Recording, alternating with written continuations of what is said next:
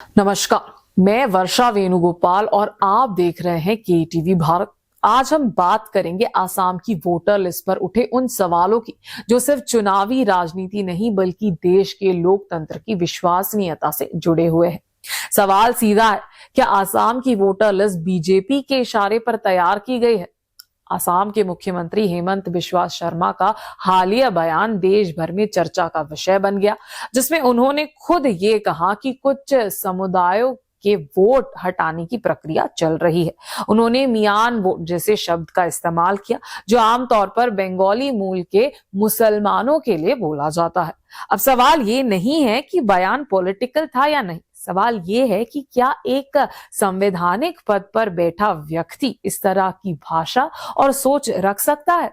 और इससे भी बड़ा सवाल, क्या वही सोच अब सरकारी सिस्टम में दिखाई देने लगेगी? वोटर लिस्ट में क्या बदलाव हुआ? आसाम की फाइनल वोटर लिस्ट में 2,43,000 से ज्यादा नाम हटाए गए। कुल मतदाता संख्या लगभग 2,50,00,000। ड्राफ्ट लिस्ट से करीब 0.97% की गिरावट। हटाए गए नामों में बताया गया मृत मतदाता, स्थान बदल चुके लोग, डुप्लीकेट एंट्री, दस्तावेज की कमी वाले लोग। लेकिन दावा यह भी है कि अधिकतर कटे हुए नाम अल्पसंख्यक समुदाय से जुड़े बताए जा रहे हैं। सबसे बड़ा बदलाव महिला वोटर्स के आंकड़ों में हुआ है।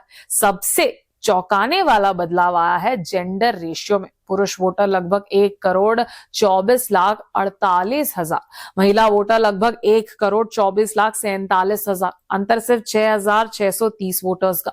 यानी पहले बार आसाम की वोटर लिस्ट में महिला और पुरुष मतदाता लगभग बराबर हो गए हैं, जबकि दशकों से आसाम में पुरुष वोटर्स हमेशा 5 से 7 लाख ज्यादा रहे हैं। 2001 से 2021 तक यही ट्रेंड रहा है, लेकिन 2026 की लिस्ट में पूरा पैटर्न बदल गया।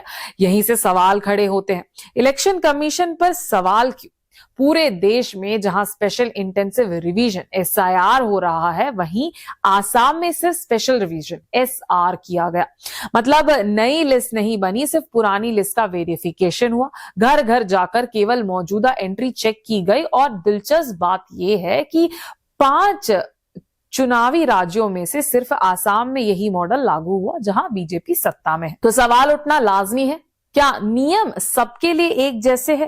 क्या इलेक्शन कमीशन सभी राज्यों में समान प्रक्रिया अपनाता है, या सत्ता वाले राज्य के लिए अलग सिस्टम है?